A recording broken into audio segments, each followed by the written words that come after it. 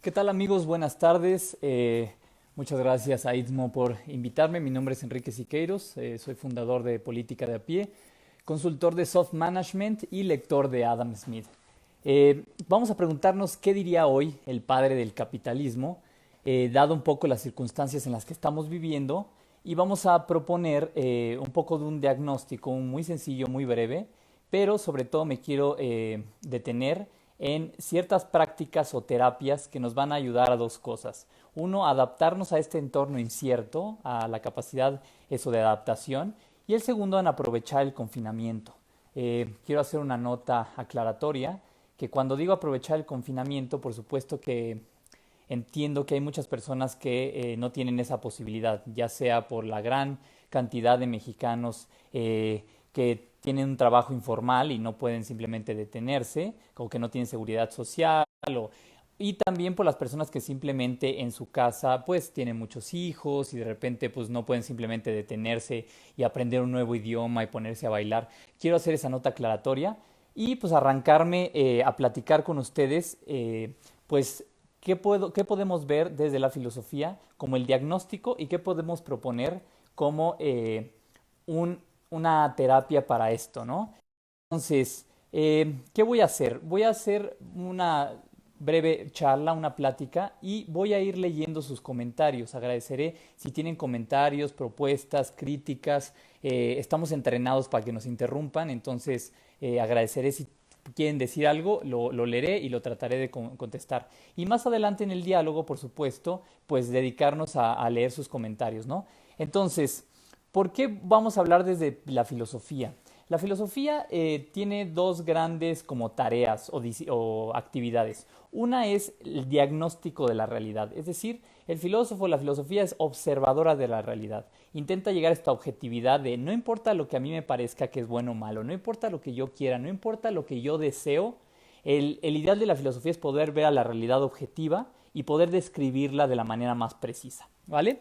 Entonces este pequeño diagnóstico simplemente va a ser, trataremos de ver desde nuestra perspectiva la realidad y luego la segunda parte de la filosofía, aunque muchos filósofos ya saben que se pelean, es también proponer cuál sería el mejor curso a seguir, cuál sería la mejor manera de vivir, cuáles serían las mejores herramientas, estrategias para llegar a una vida lograda y en el caso concreto del día de hoy, tener un confinamiento y una vivencia de este confinamiento más lograda y sobre todo de las circunstancias, ya sea personales, empresariales, políticas, ahorita vamos a hablar de eso. Bueno, empezando con el diagnóstico, ustedes ya estarán familiarizados con un término que se utiliza mucho para el management, para entender estos entornos complicados, y este es una palabra con la que el ejército norteamericano definía una situación donde era muy difícil que tuviéramos como la capacidad de prever qué iba a pasar. Es decir, ustedes conocen en la milicia, en el ejército, pues haces estrategias para poder administrar tus recursos y cuando venga el escenario A, B o C, pues tú puedes poner tus recursos A, B o C. Pues este escenario le llamaban el entorno BICA o BUCA en inglés, ¿no? Y se define muy rápido, les digo que esto es de uso común. La V es de volatilidad, la U de uncertainty o I de incertidumbre, la C de complejidad y la A de ambigüedad. Pues bueno, muchos teóricos y también teóricos del management y de las organizaciones le nombraban este siglo XXI como un entorno VICA. Ojo, esto es antes, o sea, esto ya es all news, esto es antes siquiera de que habláramos de la pandemia. Entonces, ¿por qué decían que esto es un entorno volátil, complejo, incierto y ambiguo? Pues muy sencillo, porque en 30 años desde el inicio del Internet, de la World Wide Web, cambió el mundo más que en los 200 años desde la Revolución Industrial. Y me dicen, bueno, este tipo está exagerando. Primero, por supuesto que sabemos que la Revolución Industrial cambió el mundo por completo, simplemente porque en la Revolución Industrial éramos alrededor de 1.000 millones de seres humanos en el siglo XVIII. Y después, simplemente con el avance de la tecnología, la medicina moderna, los índices de natalidad subieron, de mortalidad bajaron, la esperanza de vida subió de 50 a 70 años y entonces teníamos un incremento en la población exponencial. De ser 1.000 millones de seres humanos en siglo XVIII empezamos a subir y hasta que en 1960 de repente éramos 3.000 millones de seres humanos y hoy somos 7.700 millones de seres humanos. Eso hablo de ese cambio en 200 años. Pues bueno, en 30 años desde el origen del inicio de la World Wide Web, del Internet, se aceleró tanto y por eso hay lo que llamamos hoy las tecnologías exponenciales. Estas tecnologías ni siquiera podemos prever qué va a pasar en 5 años porque están demasiado aceleradas. Por eso es algo que dicen mucho hoy los ingenieros. La lavadora, la computadora que tú tienes en tu lavadora, esa de cambias los ciclos para lavar y etcétera, tiene mayor poder de procesamiento que la computadora con que nos llegamos a la Luna, la del Apolo 11. Esa es la velocidad con la que estamos viviendo. Entonces, por supuesto, los teóricos pues sí, los teóricos del management decían, claro, estamos viviendo en un momento volátil, en un momento complejo, porque no podemos ni siquiera anticipar qué va a pasar en 5 años. Recordando que esto es antes de la pandemia, sobre todo. Entonces, esto ya era old news, ya nos estábamos preparando para la volatilidad, la incertidumbre. Y pues bueno, y lo que queremos proponer es que con esto que estamos viendo, la pandemia, pues simplemente va a haber un aceleramiento todavía mayor, por ejemplo, de muchas tecnologías. Simplemente, y eso ya escucharon al doctor Héctor Zagal y a muchos otros, simplemente la digitalización del trabajo, de la vida diaria, que quizá muchas empresas tradicionales le tenían un poco de distancia y ahorita vamos a hablar sobre eso. Y esto nos hizo que empujáramos a las empresas más tradicionales a que empezaran a usar home office, videollamadas, CRMs, etcétera, etcétera, etcétera. Entonces, ¿qué vamos a hacer el día de hoy? Es ese pequeño diagnóstico, pero a través de los ojos de Adam Smith. He tenido la oportunidad de leerlo para hacer mi tesis de maestría. Por supuesto, la riqueza de las naciones, los sentimientos morales y las lecturas de jurisprudencia, que son quizás sus 3 libros más importantes, aunque las lecturas de jurisprudencia se quedaron en nada más notas de clase. Y a través de los ojos de Adam Smith quiero que veamos no solo si podemos decir algo del día de hoy y sobre todo qué podemos proponer, que eso es lo que más me interesa. Entonces, entro con Adam Smith. Hace más de 200 años este señor, ustedes ya lo conocen, este señor describió la fórmula del desarrollo de toda la civilización y cito, se necesitan pocos principios para llegar al nivel más alto de opulencia desde el nivel más bajo de barbarie. Paz, impuestos moderados y una tolerable administración de justicia. Esto lo dice en La riqueza de las naciones. Dice, el resto vendrá por el curso natural de las cosas, lo que conocemos como la mano invisible.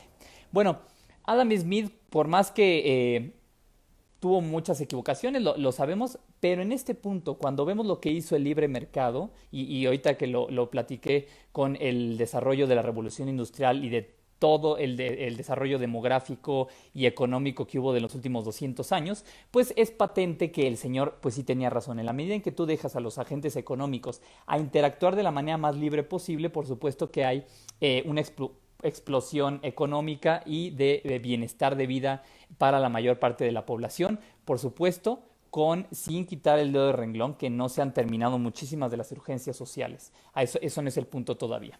Bueno, pero lo que quiero decir con Smith es que en realidad él vivió un mundo muy distinto. Yo les quería diagnosticar desde los ojos de Adam Smith, pero él vivió un mundo muy distinto. Sí había habido pandemias importantes en el tiempo de Smith, y por ejemplo, él tenía registrado y discute con las consecuencias de la peste negra en el siglo XIV. Como saben, 30-40% de la población de Inglaterra pues, falleció de Gran Bretaña falleció con la peste negra. Entonces, Adam Smith sí tenía registrado que había este nivel de enfermedades y que podían afectar de manera sistémica a toda una nación. Incluso a partir de esta pandemia es que se dieron las primeras leyes de pobres. Si ustedes se acuerdan de Adam Smith, el padre del capitalismo, que está en contra de la intervención gubernamental, pero hubo estas leyes de pobres que lo que hacían era que el gobierno de alguna manera intervenía porque no sabía qué hacer después de la peste negra con el nivel de pobreza que generó. Entonces Adam Smith empezó a dialogar qué hace el gobierno frente a una pandemia, ¿vale? Todavía no les voy a decir exactamente qué dice, pero es bien interesante. Bueno, otra cosa es que Smith nunca imaginó las dimensiones, y ningún teórico político, lo voy a decir así rápido, ningún teórico político antes del siglo XIX, XX, imaginó los estados-nación como los tenemos hoy. Entonces, hoy estamos en unos momentos de demasiada creatividad, porque ni Aristóteles en la Política, que es uno de los libros fundacionales de Occidente, ni Platón en la República, ni Thomas Hobbes en el Leviatán, ni Adam Smith en la Riqueza de las Naciones, ni Rousseau, ningún teórico político de los grandes imaginó un país de 120 millones de mexicanos con 2 millones de kilómetros cuadrados como es México. Y México todavía es pequeño. Vámonos a Estados Unidos, 320 millones de personas. Vámonos a China e India, más de 1.000 millones de personas. Bueno, no imaginaron. Entonces, a veces sí nos queda corto usar a un autor antiguo para explicar el momento presente. Pero ahorita voy a un punto que sí podemos rescatar. Y otra cosa es que a Adam Smith le tocó vivir, si bien el inicio de la Revolución Industrial, no le tocó vivir la industrialización. Adam Smith murió en 1790 y apenas empezaba a funcionar la máquina de vapor. Es decir, él no vio los combustibles fósiles, no vio el motor de combustión interna, no vio, perdón por el ejemplo, a la gente saliendo de las fábricas completamente negro por el carbón, no vio ese mundo industrializado. Entonces, en realidad, su gran optimismo venía en el que veía la máquina de vapor y decía, claro, esto puede transformar al mundo, pero no se imaginaba la velocidad que iba a traer los motores de combustión interna, los combustibles fósiles y sus también excesos. Entonces, tenemos que también dimensionar qué tanto puede decir Smith al respecto, perdón. Muy bien, entonces, lo que quiero ver con Smith es que hay unos principios, como de todos los grandes filósofos y economistas, unos principios que siguen operando el día de hoy y que nos pueden decir mucho del mundo en el que vivimos. Y sobre todo, dar terapia. Terapia al final es una respuesta al mundo en el que estamos viviendo. Y sobre todo porque van a ser claves para la incertidumbre. Pocos principios sólidos, esta es la tesis que voy a manejar, pocos principios sólidos aplicados prudencialmente. Esto es Adam Smith. Y esto es los grandes pensadores. Cuando tienes mucha incertidumbre, que las cosas cambian, se mueven, que no sabes qué va a pasar, cuando tienes muy pocos principios y los vas aplicando prudencialmente en cada caso concreto, en la medida en que viene cada bola, les voy a hacer analogías de deporte porque me encanta, a medida que viene cada bola, tú le das a cada bola distinto, pero siempre con los principios de que hay una manera correcta de darle a la bola, ¿vale? Entonces, ¿cuáles son esos 3 principios que va a proponer Adam Smith y que van a ser fundamentales no solo para entender este contexto, sino para diagnosticar? El primero, el self-interest. Eso todo el mundo lo sabe, ese es el Adam Smith que todo el mundo lee. La riqueza de las naciones, al principio, el interés propio. Sí, el interés propio que es la base de la competencia, del libre mercado, de la especialización, de la división del trabajo y de todo el mundo como lo conocemos, sí. Pero con Adam Smith pasa algo bien interesante que pasa con Dante Alighieri, que todo mundo lee el infierno de Dante Alighieri y todo mundo lee La riqueza de las naciones, el primer volumen de Adam Smith. ¿Y qué es lo que pasa? En Dante Alighieri nadie llega al cielo porque les da flojera, y en Adam Smith nadie llega ni siquiera al segundo volumen de La riqueza de las naciones, y luego ni siquiera, por supuesto, a la teoría de los sentimientos morales, que es un libro fundacional de Adam Smith, y por supuesto las lecturas en jurisprudencia. Entonces, está el interés propio, que lo vamos a hablar, el primer principio que propone Adam Smith, pero también está el principio de la simpatía. Ojo, para Adam Smith, sympathy es lo que hoy entendemos como empatía. Es decir, sabemos que empatía es distinto de simpatía porque simpatizar es como estar de acuerdo con. Yo simpatizo con este partido, estoy de acuerdo con. Para Smith, sympathy era yo empatizo con. Yo penetro, yo entiendo a nivel visceral, a nivel afectivo, a nivel sentimental a otra persona, pero no estoy de acuerdo con ella, ¿vale? Entonces ya tenemos 2 principios. El principio de Wealth of Nations o de la riqueza de las naciones, que es el interés propio. El principio de los sentimientos morales, que es la empatía, vamos a decirlo así. Y falta uno tercero que nos va a permitir regular y entender todo esto, y es el principio, le vamos a llamar, de la prudencia. Smith le dice de propriety, lo apropiado en cada caso concreto. Si se dan cuenta, van a ser 3 principios. Entonces, el interés propio, la empatía y lo apropiado o la prudencia en cada caso concreto. Bueno, vamos a empezar entonces. Primero, el interés propio, ya dijimos, supervivencia, competencia, especialización. La empatía, la compenetración, y vamos a ver que es un lubricante social también. No solamente es poder entender al otro, sino es no raspar en el día a día. Y luego la prudencia, aplicar en cada caso concreto los dos principios anteriores. Muy bien, vamos a tratar entonces de esto, de responder a la incertidumbre actual y aprovechar el confinamiento a partir de estos tres principios. Número uno, a nivel personal. Siguiendo ya la exposición que hizo el doctor Sagal en este mismo canal, él lo que partió es el primer principio de la sabiduría griega, que es, sí, el conocimiento de ti mismo. Conócete a ti mismo. Entonces, normalmente hay que partir de lo que es más propio, más cercano, más manejable, más controlable, que es uno mismo. Entonces, siguiendo al doctor Sagal aquí para darle continuidad, a nivel personal hay que partir del conocimiento de uno mismo para poder aplicar estos principios, ¿vale?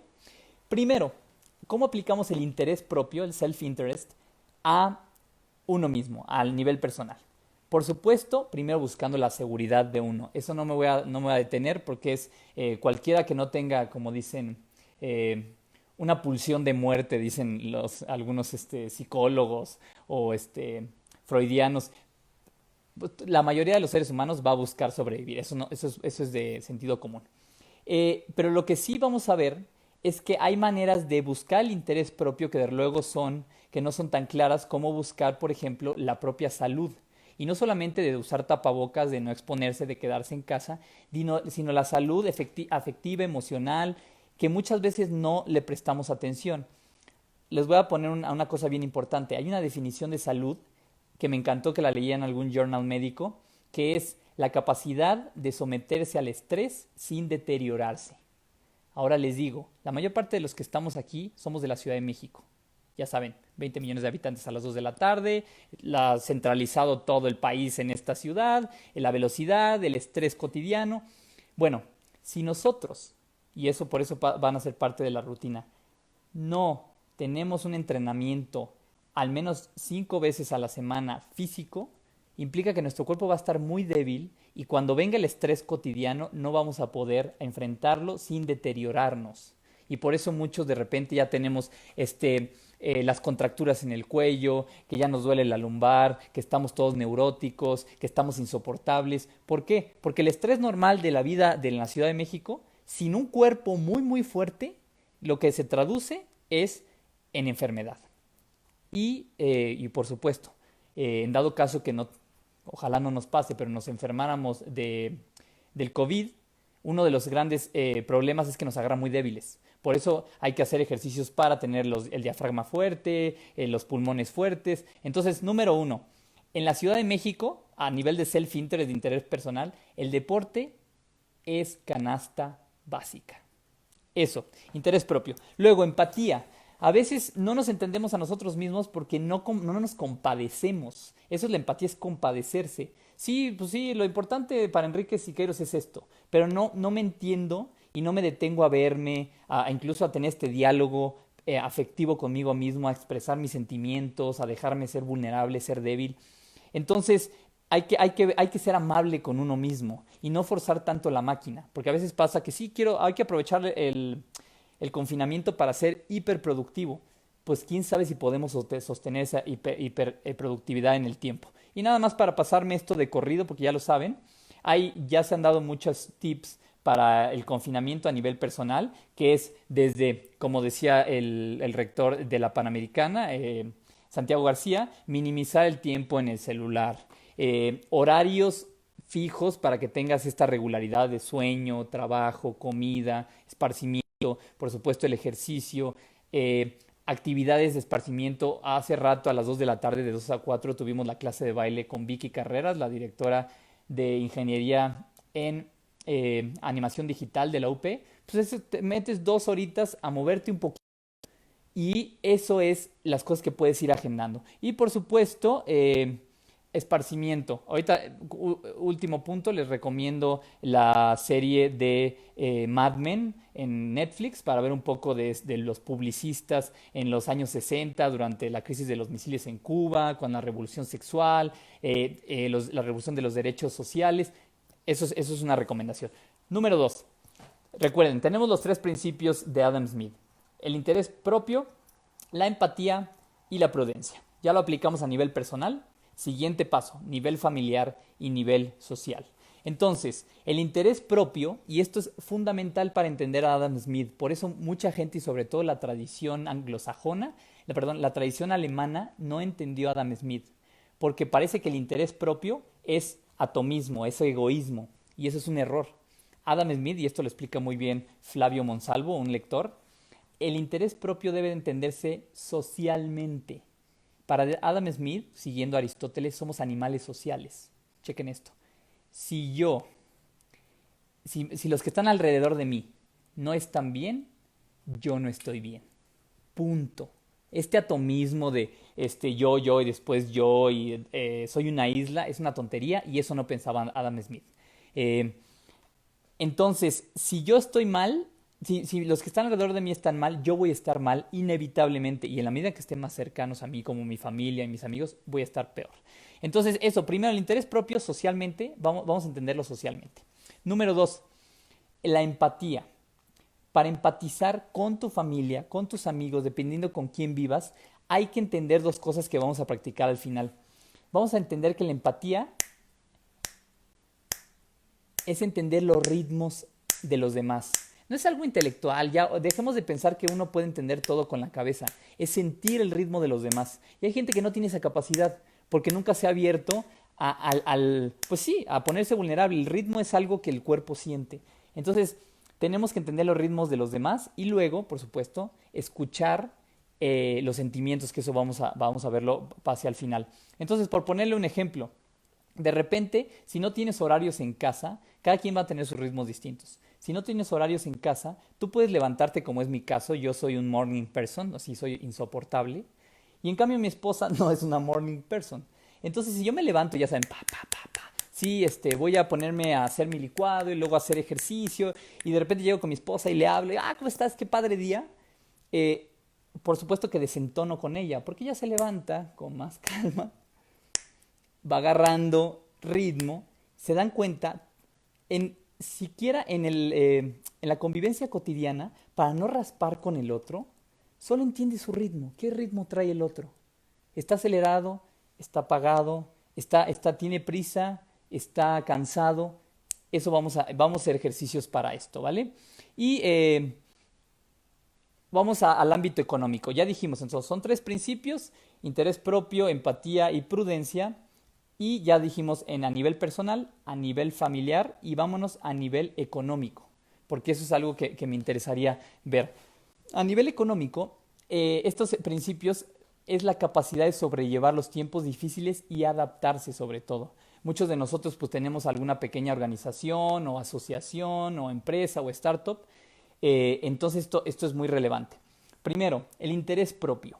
Cuando tienes una pequeña organización, ya sea que dirijas, que seas parte, pues tienes que ver el bien de la mayoría para que ese bien de la mayoría se repercute en tu propio bien. Es decir, el interés propio, mi interés, depende de que toda mi organización esté bien, o la mayoría al menos, siendo utilitario como la tradición utilitaria. Entonces, bien sencillo, si la mayoría está bien, yo voy a estar bien, eso en términos económicos. Ahora, eso es, y luego viene la simpatía, la empatía, y esto es bien importante. Ya se ha hablado mucho del soft management, pero ahorita vimos algo bien chistoso, que era todas estas organizaciones que iban transitando de manera pues sí acelerada y abrupta al home office, a las videollamadas, al management horizontal, porque ya no hay ese control vertical que había en la oficina, que están sufriendo mucho. Entonces, no quiero poner nombres, pero tengo porque los escucho cerca, escucho pues sí, el ir y venir del día a día de organizaciones enormes que tenían unos procesos perfectamente delimitados hasta startups, y la diferencia es brutal. Las startups tuvieron esa ventaja de ya ir un año luz adelante de las tradicionales en el management, vamos a llamarle mixto, no solo horizontal. Pero entonces ya hacían home office, fácilmente se escribían con el jefe, hacían sus juntas one-on-one para darse feedback, esta relación mucho más horizontal. Y en cambio las empresas tradicionales y verticales, muy muy robustas, y además que les cayó el mundo, porque no sabían qué hacer, porque nunca habían tenido esa falta de control. Y entonces el soft management que se trató de hacer de moda hace unos años y vieron que de todo no funcionaba completamente y únicamente el management horizontal, también se necesita management vertical, pero vemos que ahorita es mucho más necesario. Entonces, la simpatía es, sirve por dos razones al ambiente económico y empresarial, porque cuando tú tienes empatía con tu equipo, creas una sinergia y una simbiosis que te permite confiar en que tu equipo está trabajando bien porque se siente parte de tu organización. Por eso tuvieron tanto, tanto triunfo y tanto éxito las startups con los millennials. Porque el millennial pues es mucho más sensible y quiere que su vida tenga muchísimo sentido todo el tiempo. O sea, no en el futuro, no, quiero que todos mis días tengan sentido por sí mismos. Entonces eso entendieron las startups y hicieron todo un ecosistema en el que uno se siente parte de la empresa. Inclusive se dieron como formas de incluirlos en el equity. Ese es el hacer parte a todos los colaboradores de una organización. Y entonces yo desde mi casa no necesito que alguien me esté vigilando para que yo esté trabajando por mi empresa. Y de repente escuchaba de las empresas tradicionales, y si ustedes lo hacen, pues bueno, se los platico porque así lo escuché, que les pedían de favor a los colaboradores que prendieran sus cámaras y sus micrófonos pues, mientras estuvieran en horario laboral. Primero esto hay un problema porque seguramente hay alguna ley de privacidad que pues, impide esto. Pues, además está el hijo ahí, el vecino, pues, ya saben, la casa, ¿no? Entonces, esta falta de confianza, pues había que manejarla de alguna manera. Y por eso es de empatizar con mis colaboradores, empezar a hacer redes de afectivas con ellos, para que se sientan parte de la empresa sin que yo tenga que coaccionar. ¿Cómo? Pues que tengan prendido su cámara o su...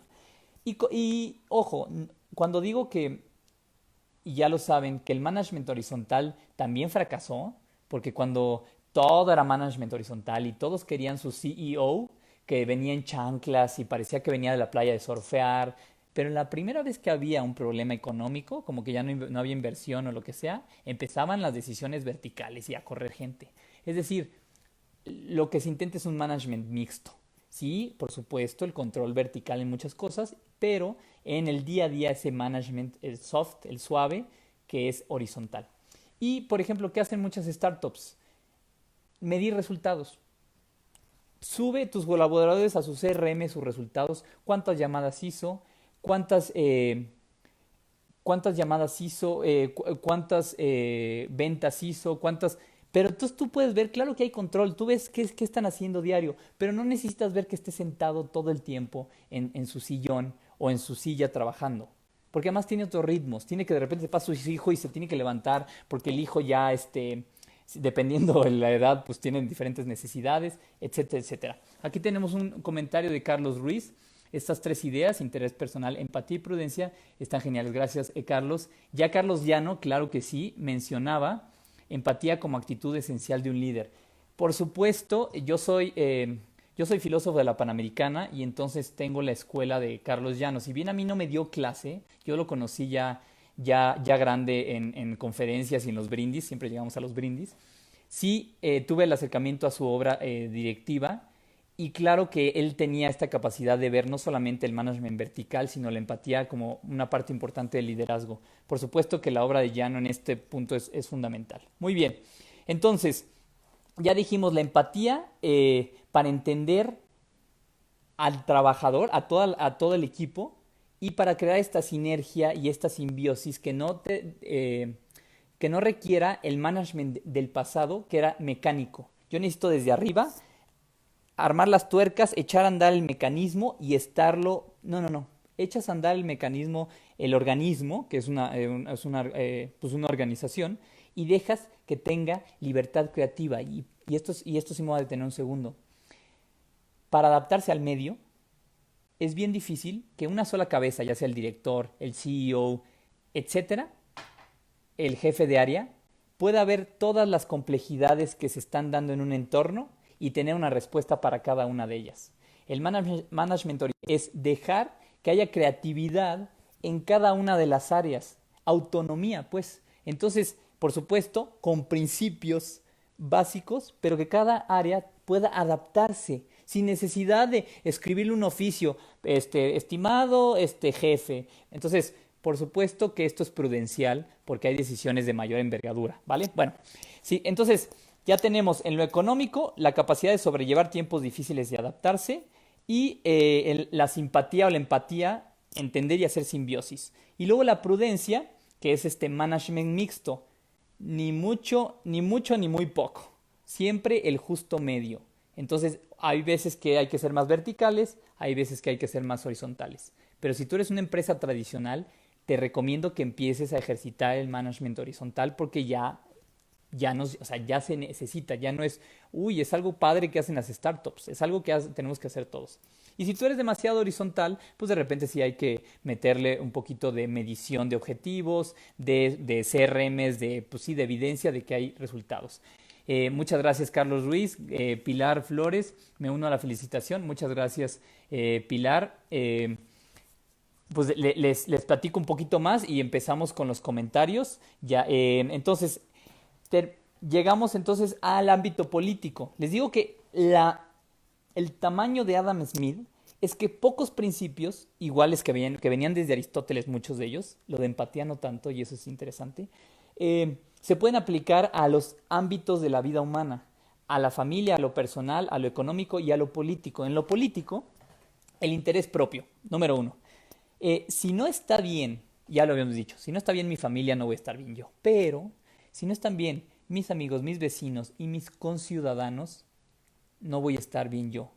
Entonces, y esto es de las partes más duras que tenemos en México, no solamente no voy a estar bien yo si mis colaboradores no van a estar bien, porque va a haber una competencia muy agresiva, va a empezar a haber roces entre áreas.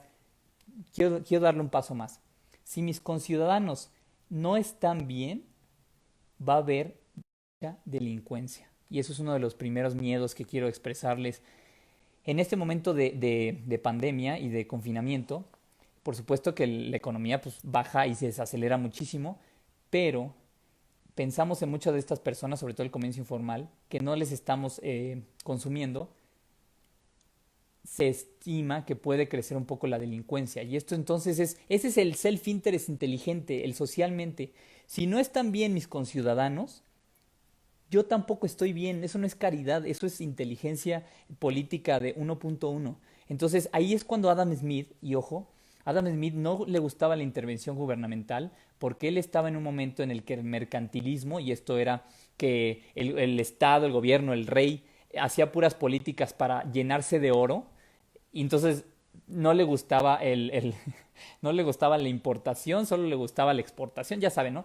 En ese momento pensó Adam Smith la no intervención, pero en muchos aspectos Adam Smith se dio cuenta que había que intervenir, que el gobierno, que era el único que tenía el poder de intervenir, y la infraestructura interviniera. Y uno de esos el día de hoy es qué vamos a hacer con los índices de delincuencia que pueden subir porque no hay trabajo para muchas personas. Quiero dejar ese primer miedo. Voy a nada más recontestar esta pregunta. Josefina Ochoa. Enrique, gracias por tu participación. Dos preguntas. ¿Cómo la empatía y entender el ritmo de las personas potencian el liderazgo del directivo de empresa? Por otro lado, ¿cómo definirías al líder que necesita las empresas frente a la crisis de COVID? Ok, voy a tratar de decirlo rápido. Como les decía, la empatía no es algo racional solamente. Si tú eres de esas personas que se acelera mucho o que se alenta y que no agarra el paso, no puede ser empático. El empático es el que tiene un ritmo y cuando alguien más tiene otro ritmo, se adapta. Y si el otro tiene un ritmo más lento, se adapta, lo entiende. Ya después verá si tiene que acelerarlo o que desacelerarlo dependiendo de su momento de liderazgo. Pero entonces entiende el ritmo de tus colaboradores. Si de repente tus colaboradores están en un ritmo muy bajo porque todavía no terminan la transición digital hacia el home office y tú de repente los atascas de no, es que ahorita mismo tenemos que sacar las mismas metas del mes pasado, híjole, no sé si los estés llevando al punto en el que puedas tronar a varios de ellos. Ese es el punto. Y por supuesto que hay decisiones difíciles. Hablo de inclusive liderazgo a la hora de tener que despedir personas, que hemos visto que eso se ha tenido que dar mucho en las empresas porque no hay manera de pagar las nóminas. El liderazgo empático también está en poder saber cuánto se puede amortiguar a una persona para darle su liquidación, para que aguante al menos la curva en la que la pandemia va a estar hasta arriba. Entonces, también es entender eso, cuánto esta persona para que o busque otro trabajo, para que busque un sueldo extra, pero es entender con el estómago, es ver la necesidad del otro y sentirla en el estómago. Otra vez, prudencialmente, si tú sientes demasiado, de repente no puedes tomar decisiones importantes. Entonces, un poquito quiero contestar estas dos, Josefina, con eso, específicamente en la pandemia. En los casos ya críticos, pues incluso a la hora de tener que dejar ir a alguien, tienes que tener esa sensibilidad de cómo decirlo y cómo vas a amortiguar a los trabajadores. Me detengo en este punto porque es inteligencia política el proteger ahorita a nuestros trabajadores. ¿Por qué lo digo? Porque estamos en un momento de una polarización social tan dura que si los trabajadores no se sienten, bueno, inclusive los que tienen un poquito más de medios económicos tienen la oportunidad de quitar un poco esa polarización apoyando, dando un extra a los trabajadores, desde el empleado doméstico que nos ayudaba a muchos, hasta tus trabajadores que de repente por alguna razón los tienes que dejar ir. Si nosotros los amortiguamos, hacemos ese extra, estamos blindando a la sociedad de que haya movimientos agresivos contra el orden establecido, lo voy a decir de esa manera. Podemos dar ese extra y no por caridad, por inteligencia política. A eso me refiero un poquito con empatía. Entonces, eso es el interés propio. Si están bien mis conciudadanos, voy a estar bien yo. Va a haber menos delincuencia. Y luego la simpatía.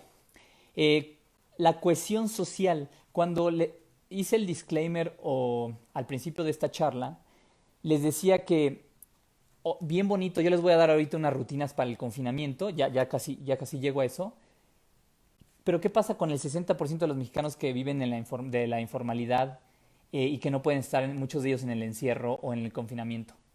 O sea, si yo no los tengo presentes cuando hablo con ustedes, pues la verdad es que sí es una falta de inteligencia saber que si estoy describiendo la realidad mexicana y en la realidad mexicana reportó el Coneval en las últimas mediciones que el 70% de los mexicanos son vulnerables, y esto lo voy a repetir, el 70%, eso es un estudio que hace mi esposa, ella se dedica a filosofía social, 70% de la población vulnerable por ingreso, vulnerable por seguridad social, vulnerable por servicios básicos, vulnerable. ¿A qué voy con esto? Si el entorno está agresivo como el día de hoy por la pandemia, los 70% de mexicanos vulnerables van a estar vulnerados. Si yo no entiendo eso, entonces no voy a poder poner los medios para evitar miedos como el que les acabo de compartir. Y entonces eso es la empatía, es entender el tejido social, qué tan lastimado está, ¿vale? Bueno, ¿y cuál es la prudencia en sentido político? Si ya tenemos el interés propio, quiero que estén bien la mayoría para que esté bien yo, pero también la simpatía, necesito sentir en el estómago lo que es ese nivel de vulnerabilidad. Y luego la prudencia. ¿Cómo se resuelven la mayor parte de los problemas en el siglo XXI? Haciendo comunidades, haciendo asociación, haciendo tejido social. Los gobiernos, y esto no es ninguna impronta de anarquismo, los gobiernos en el siglo XXI están demasiado rebasados, por los que les expliqué anteriormente. Los problemas más grandes son transnacionales, es decir, rebasan la lógica vertical, la ecología, el narcotráfico, el problema tecnológico, la pandemia, son problemas transnacionales. Entonces no hay una sola lógica vertical nacional que lo resuelva. ¿Cómo se van resolviendo? Sí, con la fuerza del Estado, pero también con las comunidades locales, vecinos, amigos, familiares, conciudadanos, universidades, empresas. Si va habiendo esa cohesión social, cuando hay un problema, la gente responde muchísimo mejor porque está organizada. Les voy a poner el ejemplo más duro. Durante el terremoto de septiembre, no de septiembre de este año, pero el terremoto que nos sacudió, se vio algo que todo el mundo sabía, inclusive está medido. Los mexicanos somos el país con mayor voluntariado en el mundo. Es decir, tenemos un corazonzote. Salió el problema del terremoto y todo mundo salió a las calles a ayudar. Pero nada más imagínense 20 millones de habitantes saliendo a las 2 de la tarde. Sí, a las 2 de la tarde normalmente la Ciudad de México colapsa. Imagínense que salimos todos a ayudar. Y ahí se vio perfectamente el problema de México. Sí, un gran corazonzote, pero nada de organización. Entonces, y hay también datos de las organizaciones de la sociedad civil, hay 13,000 organizaciones, 16,000 organizaciones, al menos en la última medición que leí, en la ciudad, en México. Cuando, no por compararnos, pero Alemania tiene 1 millón de asociaciones y no es que tenga, y tiene casi la mitad de habitantes que México. Entonces, en lo político, ¿qué es lo prudencial dado estas circunstancias? Que hagamos organizaciones de la sociedad civil, ya sea desde juntas locales, cuando te llame tu vecino a la junta, a la junta del vecindario, ay, qué flojera, no, porque ahí en ese momento es cuando te van a meter al WhatsApp de la comunidad, del departamento, y ahí van a decir, oigan, ¿sabe que el vecino del segundo A está haciendo sus fiestas e invita gente y no está con los protocolos de salubridad? Oigan, ¿saben qué? Ya se metieron a robar a la casa de... Cuando hay ese tejido, empezamos a poder resistir desde a la delincuencia hasta a los problemas como en la pandemia. Oigan, ¿sabes qué? El vecino del segundo A sigue saliéndose todo el día aquí a hacer fiesta y hay una repercusión social, pero sin llegar a que necesitar que el Estado venga y haga un toque de queda, que el Estado venga y eso es uno de los miedos, pues lo voy a decir de una vez. Hay un filósofo, hay un par de filósofos que estuvieron escribiendo a propósito de la pandemia y fueron muy irresponsables, y lo voy a decir así. ¿Por qué? Porque el filósofo tiene que esperar que haya distancia crítica para poder decir muchas cosas sobre la realidad. Y no hay distancia crítica, estamos viviendo este problema todos. Entonces, lo que sí dijo uno y que es bien, bien importante es que resistamos a la tentación de caer en controles de salubridad muy fuertes. Resistamos, porque de repente, y lo dijo el filósofo surcoreano, ¿quién más lo dijo? Lo dijo, bueno, lo han dicho varios. Oye, pero mira qué bien China y Corea del Sur afrontaron la pandemia. Por supuesto que la afrontaron en principio en el corto plazo mejor, porque tienen los datos almacenados gracias al Social Credit System, gracias a la concentración de datos por el gobierno, gracias a todas las cámaras que tienen. Por supuesto que tienen mayor control y en este caso de epidemia pues pudieron resolver. Pero la pregunta es, ¿vamos a renunciar a nuestras libertades particulares que conquistamos a lo largo de los últimos 100 años? No los, no, yo, o sea, yo creo que no, no sé, o sea, ahí es cuando ya me callo la boca, pero solamente el filósofo hace esa pregunta y la pone sobre la mesa, ¿vale? Entonces, quiero avanzar nada más para entrar a lo de las rutinas, porque ya se me está, bueno, Da Flova, gracias Enrique, me hiciste recordar mis años de Facultad de Ciencias Políticas y Sociales, Back to Basics, y pregunta, ¿qué cambios permanentes consideras que el empresario tenga en la nueva normalidad? Les digo, ahorita anticiparse, estamos en el momento de transición, entonces anticiparse a lo que va a pasar, muy complicado. Entonces, el empresario, partiendo de estos principios, ay, perdón, se me movió la pregunta, partiendo de estos principios, lo que debe hacer es irse blindando poco a poco y por supuesto siendo lo más económico posible en su operación para poder mantenerse. Entonces, claro que hay desaceleración. Entonces, en la medida en que sea muy económico en su operación, va a poder mantenerse. Y claro que están las decisiones difíciles, etcétera. Pero hasta ahí voy a decir eso. Dice, híjole, estoy tratando de leer. Ah, sí. Gracias, José. Gracias, José Cortés. Mi duda es, ¿consideras que cuando todo esto pase, se dará el efecto de péndulo? ¿Nuestra sociedad volverá a las prisas, al frenesí, al gastar, a viajar, fiestas y excesos? Oye, José, ¿por qué me haces esas preguntas? Me deprime. Pero claro que unos pensamos en eso de repente. Claro, los movimientos pendulares, mucha parte pues lo vemos en la historia, que de repente hay un exceso, ya sea en este caso el confinamiento, la desaceleración de los mercados, etcétera, y de repente cuando Dios quiera que la pandemia baje, que de repente vamos a acelerar el consumo. Mira, lo único que sabemos es que la digitalización se aceleró. Y en ese sentido, pues sí, la gente, por ejemplo, que no se animaba a comprar en Amazon, pues ya compró. Entonces esa facilidad que tenemos hoy en comprar en Amazon, pues quizá ya va a estar potencializada. Pero otros tienen como la esperanza de que cuando salgamos y veamos la naturaleza un poquito reparada, vamos a tratar de protegerla un poco más. Dicen que hay un antes y un después, ayer o antier que fue el Día de la Tierra, que hay un antes y un después de que ya no tomaremos a la Tierra for granted, no sé cómo se dice, ya no tomaremos a la Tierra como eh, que ya la respetaremos, pues, porque ya nos mostró lo vulnerables que somos y lo mucho que la necesitamos y que ella nos puede agredir. Pero me voy a reservar más la pregunta porque sí está más complicada. Jimena González, hola Enrique, ¿qué consejo nos darías para actuar como ciudadanos ante el medio de la inseguridad que se puede desatar? Eso un poquito ya lo mencioné, Jimena. Ya estar en el WhatsApp de tu colonia, bueno, la colonia puede ser muy grande, pero desde el WhatsApp de tu vecindario, de tu edificio, de tu privada, de tu condominio, y eso es un primer blindaje. ¿Por qué? Porque todos se empiezan a comunicar de ahí, ¿vale? Y el segundo es proteger, como decía, a las personas que tengamos a nuestro alrededor, desde al policía que nos cuida en la entrada, por supuesto al trabajo doméstico. Podemos ir sembrando que en todas las personas que no tienen, que no están tan favorecidas económicamente, no busquen todos los medios antes de la delincuencia para poder salir al paso en este momento. Entonces, uno, hacer tejido social, hacer comunidad para cuidarnos como grupos, no como individuos, porque individuos somos muy débiles. Y después, por supuesto, amortiguarle a las personas que no tienen tantas posibilidades económicas para que no tengan que verse en la necesidad de delinquir. Bueno, Carlos Ruiz, nada más una pregunta. Una vez pasada la crisis, ¿serán aún aplicables estos principios? Espero que sí.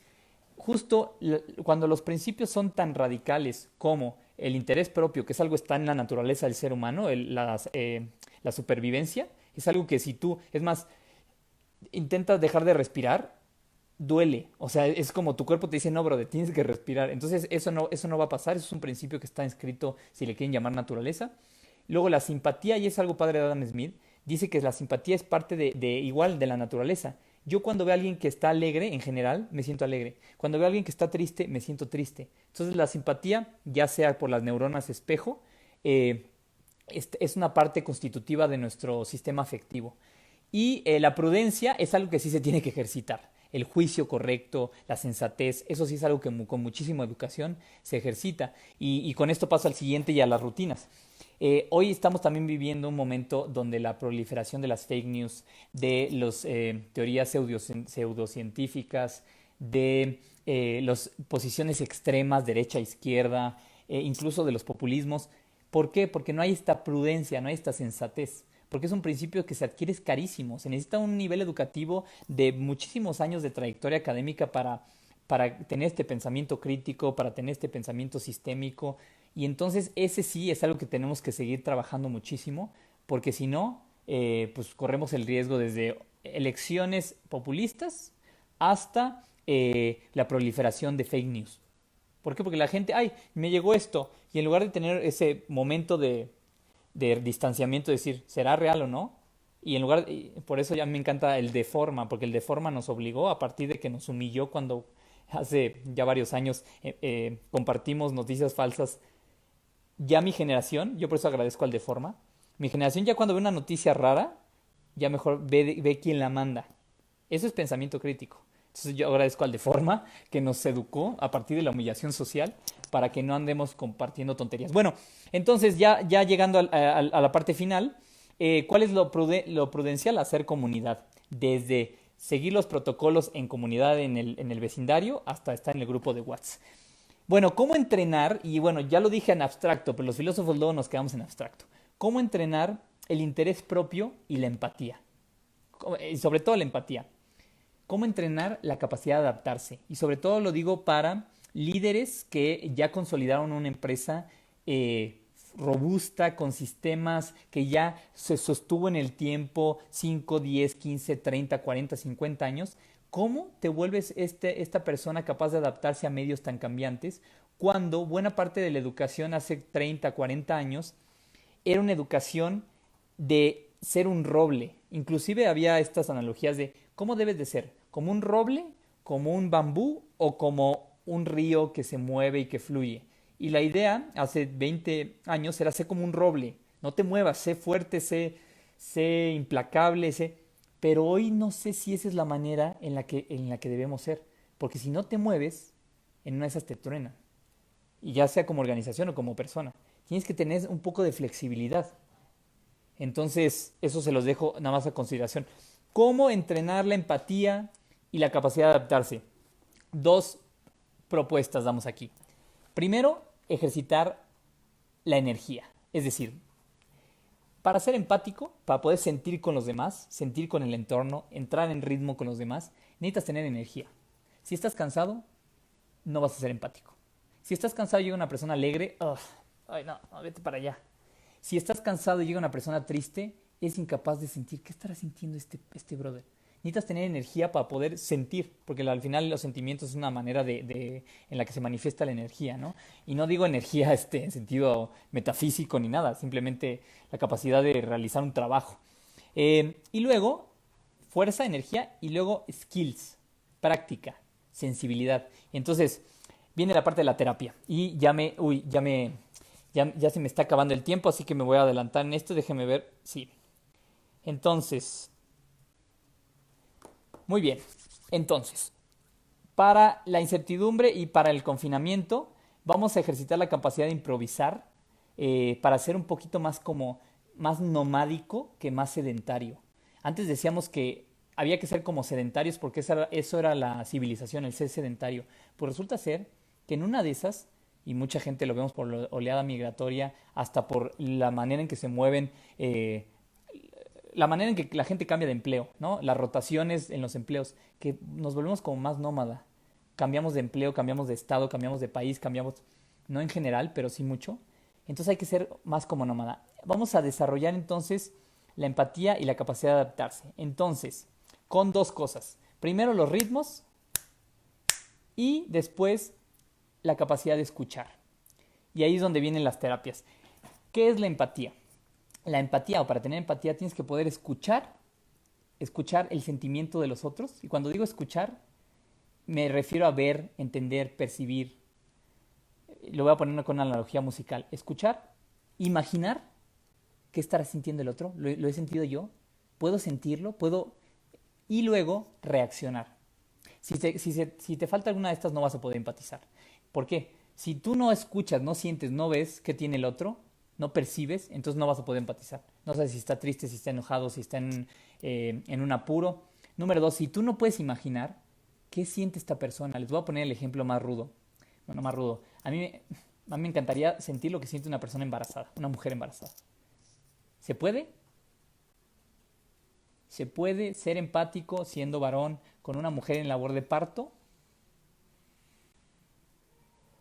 Ese es un problema que les dejo. Hay unos nodos incluso que te ponen para hacerte pequeñas contracciones, pero lo que quiero decir es que hay veces que la imaginación no nos da, por eso hay que entrenar la imaginación. Y número tres, la reacción.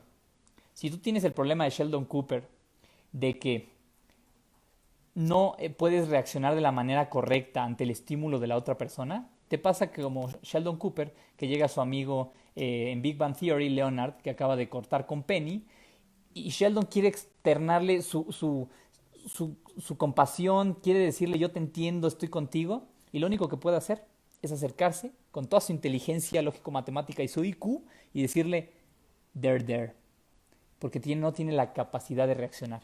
Entonces, ¿cómo se ejercita esto? Y con esto hago el pequeño comercial de las rutinas para el encierro que hacemos en Política de a Pie, que es una pequeña organización que busca hacer tejido social.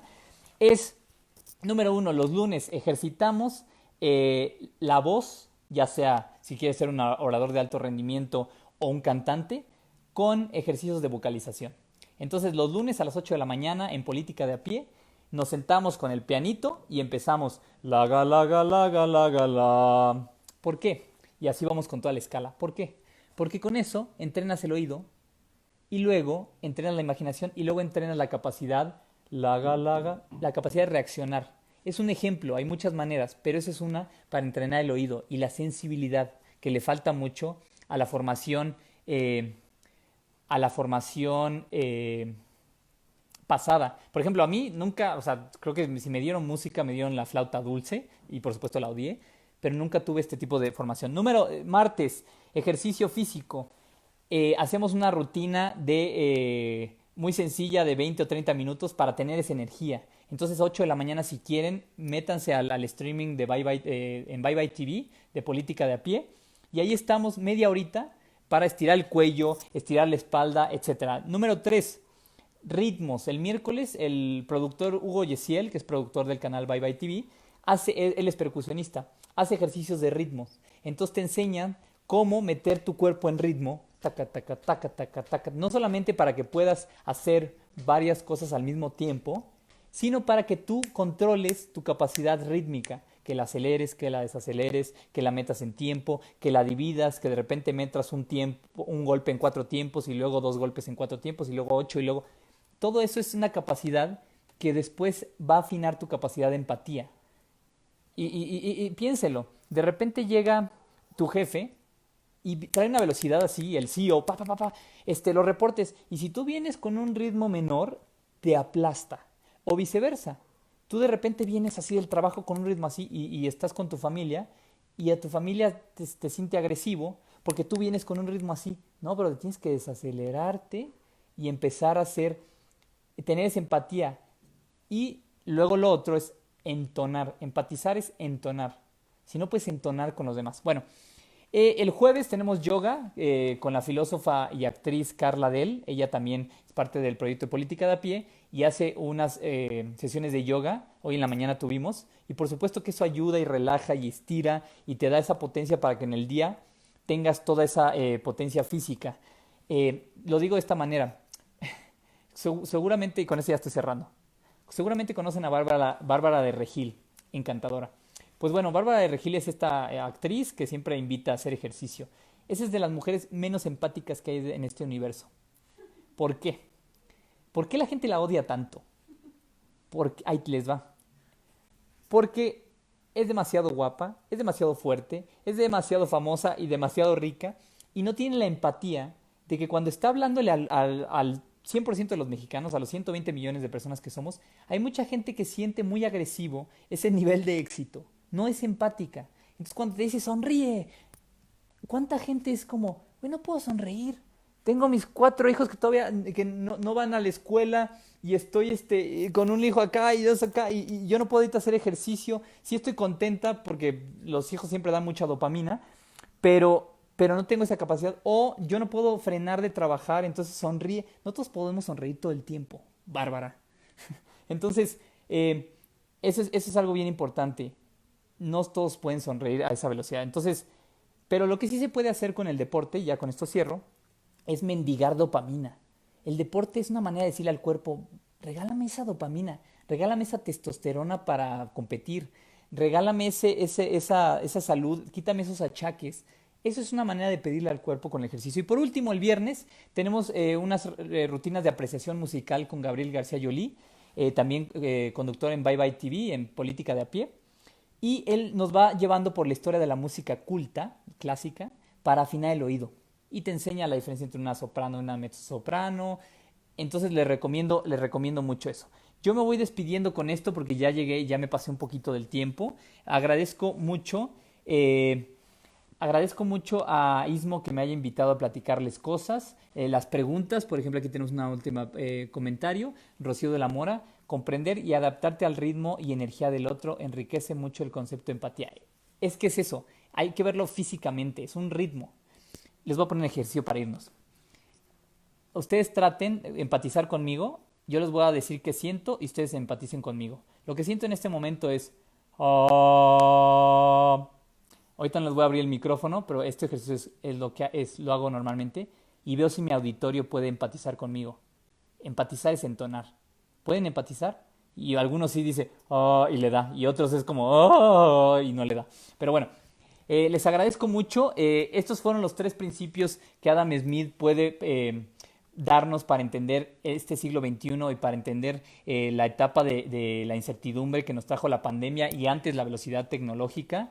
Eh, y son el principio del interés propio entendido socialmente.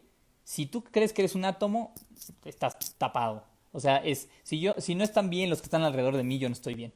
El interés propio entendido socialmente. Número dos, la empatía, la capacidad de conectar, compenetrar con los demás. Y número tres, la prudencia. Aplicar estos principios de la mejor manera en el momento correcto, en el lugar correcto y con la persona correcta. Entonces, muchísimas gracias. Yo con esto termino mi participación. Entonces, si quieren seguir las rutinas, pueden buscar la página Política de a pie en Bye Bye TV o Política de a pie así en Facebook. Y con eso ahí pueden sumarse a las rutinas para el encierro o seguirlas si ustedes ya tienen.